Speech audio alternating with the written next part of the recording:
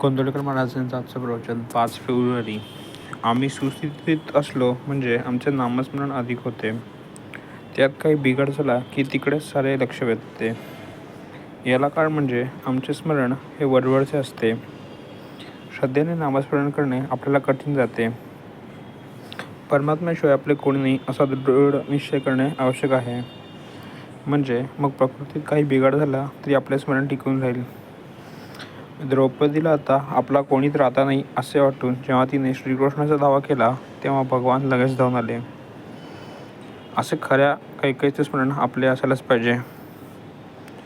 जसे लहान मूल काहीही झाले तरी आपल्या आईला जग मारते, दुसरे तिसरे कोणी जाणत नाही, तसे आपले परमेश्वर स्मरणाच्या बाबतीत झाले पाहिजे. आपली भिस्त खरोखर कोणावर आहे हे संकट काळातच उत्तम कळते. नामस्मरणाच्या पायऱ्या अशा सांगता येतील. पहिली सुस्थितीवरचे स्मरण, दुसरी परमात्म्याशिवाय आपले कोणी नाही ही जाणीव होऊन संकटसमयी त्याचे स्मरण, आणि तिसरी हीच जाणीव दृढ होऊन पुढे अखंड होणारे नामस्मरण. यापैकी वरवर स्मरण करणारा आम्हाला संकटेच नकोत असे म्हणतो, तर साधुसंत आम्हाला संकटे येऊ देत असे भगवंताजवळ मागतात, कारण त्यावेळेस त्याचे खरे स्मरण होते. आपण स्वतः आहोत याची आपल्याला आज जितकी खात्री आहे तितकी खात्री भगवंत आहे अशी झाली पाहिजे. परमात्मा सर्व ठिकाणी आहे ही कल्पना केव्हा तरी आपल्याला होते खरी, पण ती कायम न राहिल्यामुळे आपल्या आचरणात येत नाही. आपली वृत्ती तशी झाली की ती आपल्या आचरणात येईल.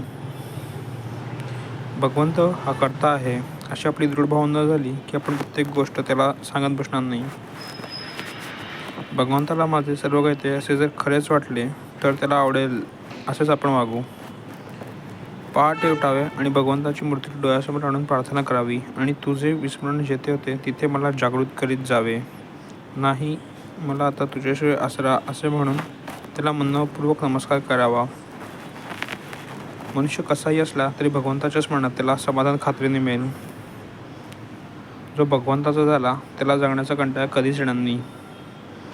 विषयाचा आनंद हा दारूसारखा आहे. ती धुंदी उतरल्यावर मनुष्य जास्त दुःखी बनतो.